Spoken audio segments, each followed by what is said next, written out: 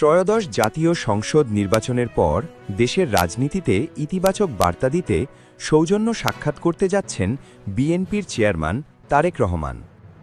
নির্বাচনের পর রাজনৈতিক সৌহার্দ্য ও পারস্পরিক সম্মান বজায় রাখার অংশ হিসেবে তিনি বাংলাদেশ জামায়াতে ইসলামীর আমির ড. শফিকুর রহমান এবং জাতীয় নাগরিক পার্টির এনসিপির আহ্বায়ক নাহিদ ইসলামের বাসায় যাবেন বলে জানা গেছে। বিএনপির দায়িত্বশীল সূত্র জানিয়েছে, রোববার 15 ফেব্রুয়ারি সন্ধ্যা 7টার দিকে তারেক রহমান প্রথমে রাজধানীর বসুন্ধরা আবাসিক এলাকায় জামায়াত আমির ড. শফিকুর রহমানের বাসায় সৌজন্য সাক্ষাৎ করবেন। এরপর তিনি বাড্ডায় এনসিপির আহ্বায়ক নাহিদ ইসলামের বাসায় যাবেন। সূত্র আরও জানায়, বিএনপি ভবিষ্যতে একটি ইতিবাচক ও দায়িত্বশীল রাজনৈতিক পরিবেশ গড়ে তুলতে চায়।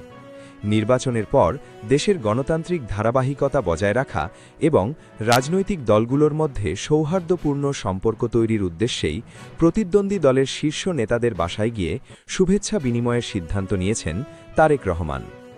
রাজনৈতিক বিশ্লেষকদের মতে, নির্বাচনোত্তর সময় এমন সৌজন্য সাক্ষাৎ দেশের রাজনীতিতে শান্তিপূর্ণ সহাবস্থান এবং পারস্পরিক শ্রদ্ধাবোধের একটি নতুন দৃষ্টান্ত স্থাপন করতে পারে। এদিকে তারেক রহমানের এই উদ্যোগকে কেন্দ্র করে রাজনৈতিক অঙ্গনে আলোচনা শুরু হয়েছে। অনেকেই এটিকে ভবিষ্যতের জাতীয় ঐক্য ও ইতিবাচক রাজনীতির সম্ভাব্য সূচনা হিসেবে দেখছেন।